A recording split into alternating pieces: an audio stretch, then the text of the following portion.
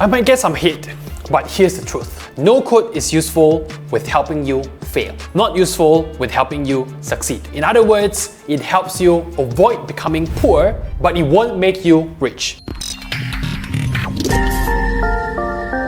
Why am I making this video? This channel was started to help non-tech founders, and no-code app builders help non-tech founders. Shouldn't I be advocating for their use? I do as a tool, with a specific scope of usefulness. I would never advocate no-code as the be-all, end-all of software development. But I worry that survivorship bias and lack of exposure can give new founders unrealistic expectations of no-code. What do I mean? Look at this thread on no-code subreddit. A question that gets asked all the time. Is it possible to build a successful SaaS company with no code? And let's be real, successful here means, look at the top comment. So maybe no code can't make you 100 million, but 10 million, 5 million, 1 million? Sure, worked for me. Scroll down and you get comments with more realistic views. But the one success story gets pushed to the top. And that's the one most likely to be seen by new founders who then go away thinking, $1 million is pretty good. It's great to be inspired,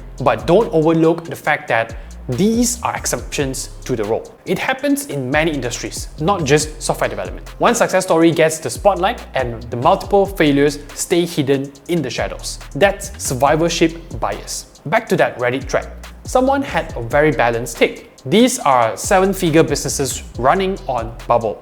Think Flexible and BetterLegal. But neither are technically SaaS. Flexible is a two-sided marketplace that connects buyers and sellers. BetterLegal digitizes the process of company incorporation and compliance for entrepreneurs. Neither is using no-code to sell software subscriptions. They just built a super scalable delivery vehicle for the business. Nothing fancy needed, so no-code isn't going to be a limiting factor. But for a traditional SaaS, where people are paying for a software, no-code alone very probably will be a limiting factor once you have the ability and desire to expand. Now, your business will be limited by what no-code app builders can do, or more like what they can't do.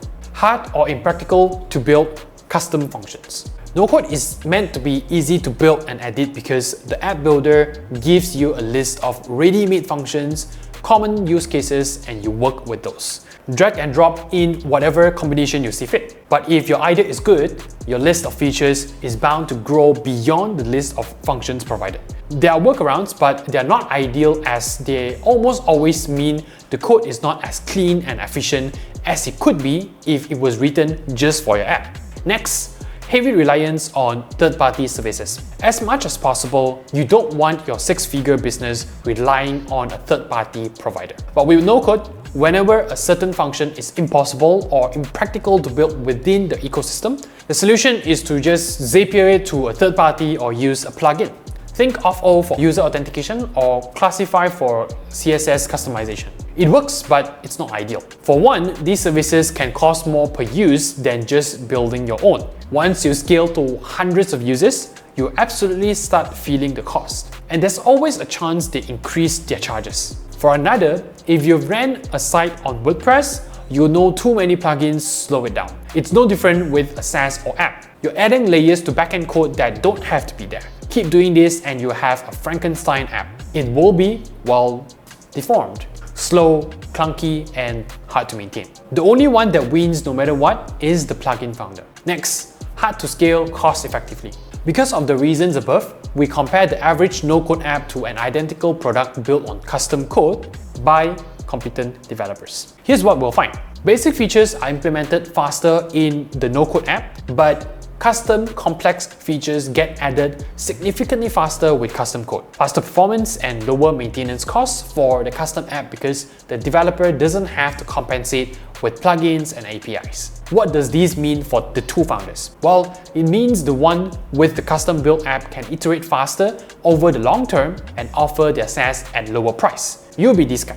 Meanwhile, the other guy can just focus on meeting market need. Next, no-code takes time to learn and even more time to master. It's not like Canva where you can just stumble in and make a decent poster in a few minutes. You hear stories of businesses that launch their MVPs in weeks with no code. Most likely, those founders were either already experienced with the app builder or they hired professional no-code developers which has become a field unto itself.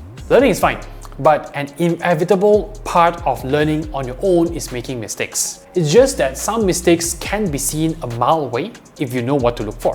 Which brings me to probably the most important limitation of a no-code app builder. No-code won't give you advice. The right developer will. As a rule of thumb, founders are often eager to do more than necessary. Because no-code is so fast and so cheap, I can see why there's less risk in throwing everything you have at users. You waste time, you clog up your SaaS with unnecessary details, and you jeopardize good ideas with poor execution. After all, we don't know what we don't know. And as a non-living entity, an app builder can't talk to you. If you think it does, you're hearing voices, and the voices are saying, subscribe.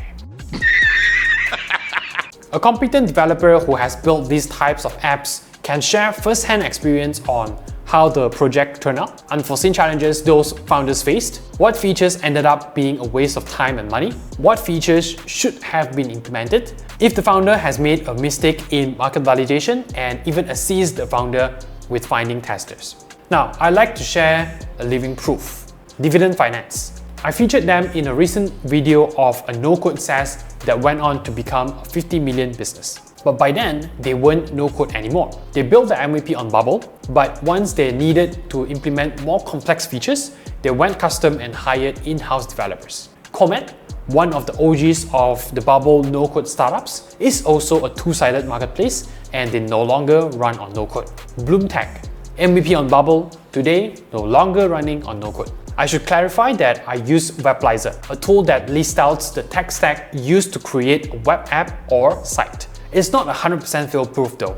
I could keep going, but these examples are hopefully enough to tell you moving to high code is a normal part of a successful SaaS startup. I've laid out the limitations of no code. Now let me close the loop I opened with the video title. Why no code won't make you rich? Your app won't exist in a vacuum. When a profitable solution is discovered, other entrepreneurs notice. And if they think they can build a better solution than yours, you better believe they will. They're not gonna say, well, Adrian's already doing it.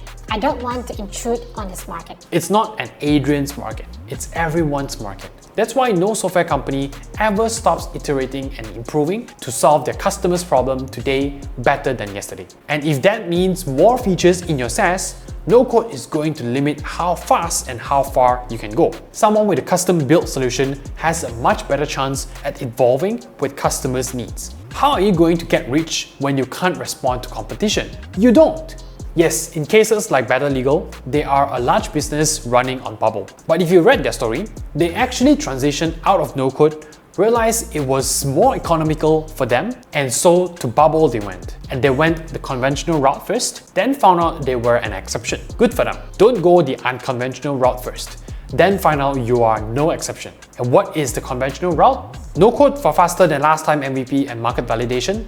Custom once you're ready to grow the software and business long term. With that out of the way, let's hook you up with some solid no-code app builders. App builders I recommend. Speaking of solving problems today better than yesterday, I feel like Bubble, one of the biggest no-code app builders, is kind of overrated in 2023. They are still as robust as ever, but so is their vendor lock-in.